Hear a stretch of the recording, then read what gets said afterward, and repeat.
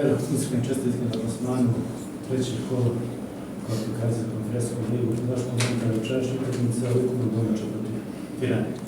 Hvala lijepo na čestitkama. Pa ovo je odličan uspjeh. Znači, mislim da smo izbacili jako dobru momčad Tirane, koja ima jako veliko samopouzdanje, što se vidjelo danas u posjedu, nije ih uopće lako kontrolirati.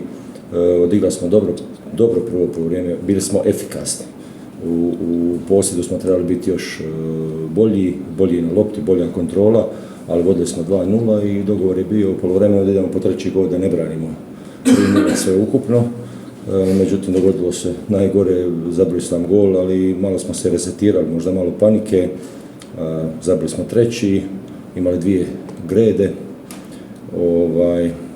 primili iz prekida, što se ne smije događati, ali ovo je Europa, meni je sad sve jasno, svaka sitnica, greškica se kažnjava pogotka, neće on fulati, možda što se nama u prvenstvu događa, neko promaši, ali ovo su kvalitetni igrači i tim je veći uspjeh što smo uspjeli se pasirati u treći kolo. Komentar utakmice, 180 minuta. Pa zahtjevno, teško. Sad ispada da smo mi mogli tamo riješiti po šansama, ali ostali smo budni, ali taj rezultat 0-1 i svjesni da je ovo nova utakmica 90 minuta, da protiv nema šta izgubiti, što se i pokazalo. Danas su igrali, riskirali su maksimalno, ali evo uspjeli smo se obraniti i na kraju uspjeli smo pobijediti utakmicu, što je jako, jako dobro.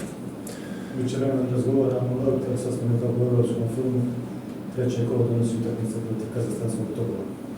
Tako je, Tobol, nešto smo gledali, ja nisam gledao, asistenti su mi gledali. Sad kad bi komparirao, možda je Tirana malo bolja ispada tako po načinu igre, ali Tobol je nezgoda najviše u ta druga tekma radi vremenske razlike. Zato što svi imaju problema s tim. Zvao sam kolegu Bjelicu pa sam malo raspitivao, tako da ćemo morati taj put dobro organizirati, ali i Tobol koji ima dosta našeg štiha, ajmo reći, ima igrača iskusni koji su igrali na visokom nivou sa trenerom iz Srbije, tako da morat ćemo se dobro naravno pripremiti i tražit ćemo svoju šansu u te dvije utakmice. Atmosfera u večerašnjoj utakmici?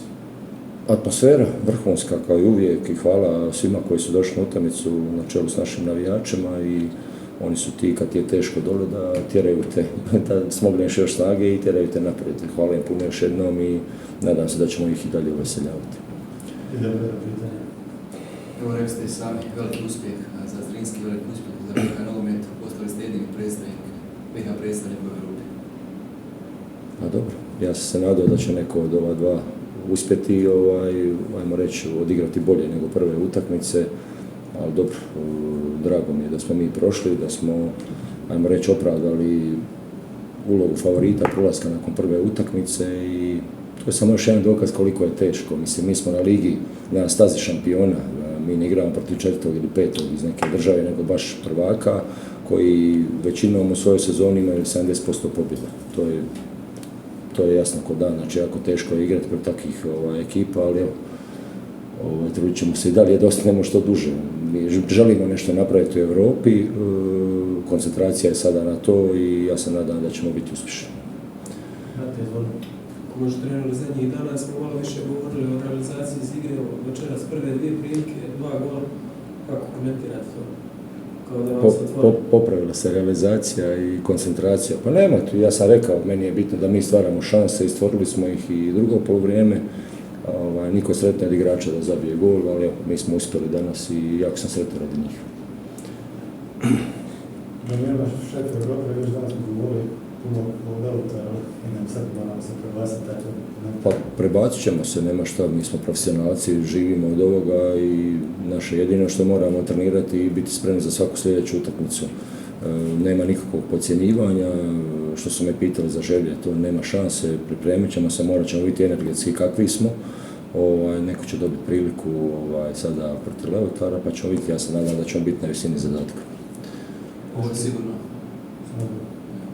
pobjeda kolektiva, sve su igrači dali svoj maksimum nekako, ali ipak se izdvaja Niko Janković, koji ima onaj pogodak, digao sam pouzdanje nakon pogodka igrao je sve bolje i bolje, koliko ćemo možda to značiti u nastavu.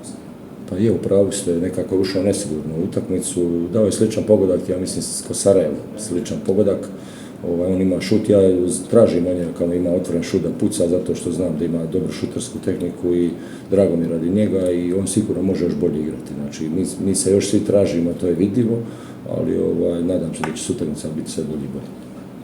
Mogu ja trener još jedno pitanje, da se koncentrira u sam trenutak na ekipu Tirane. Kako vam izgleda ta ekipa i neki igrač koji vam se dopao, koji bi možda bilo dobro dovesti? Ako ga možemo platiti, ja. Možemo Ima dobri igrača, od Seferija, od Điđe, od vezne linije, 6 selekcija koji drži cijelu veznu liniju, sve kreće od njega. Jako dobra dva stopera, kad pogledate, jako visoko samopouzdanje, otvaranje igre, kad oni driblaju Bilbiju koji je dobar u oduzimanju lopte. Vratar im je odličan. Znači, vratar im je odličan i pokazuje to je prva utakmica. Ima svugdje igrača, svugdje ljudi treniraju i ulažu u svoje momče. A kad bi tu ekipu nekako rangirali u premier ligaške okvire, gdje bi bila? Pa u vrhu samo. U samom vrhu. Pa Tirana inače 26 puta prvak Albanije. Tako da je sve jasno. Ima plaćenje igrača. Pa ne znam, evo, mi smo igrali na stadionu 85 milijuna eura, tako da mi sve nešto čudimo, kad dođemo tamo ostanemo ugodno iznenađeni. Tako da, znači, svi nekako ulažu i ispada da odlaze od nas, bez obzira s kim igrati. Danas svi igraju nogomet, što smo vidjeli u ova dvije utakmice naših predstavnika. Nemanja Bilbija je igrao sa matičnim palcem, izdržao je više 80 minuta. Pa je, Nemanja je stisnuo zube, hvala Bogu, nije bila teža ozljeda, ali je morao dosta toga napraviti ova 3 dana želje da može danas nastupiti i sad ćemo vidjeti za Leotar kako ćemo postupiti. Moramo gledati i četvrtak, ali vidjet ćemo, ima nas, pogotovo u tom napadačkom dijelu, tako da potrebna nam je energija.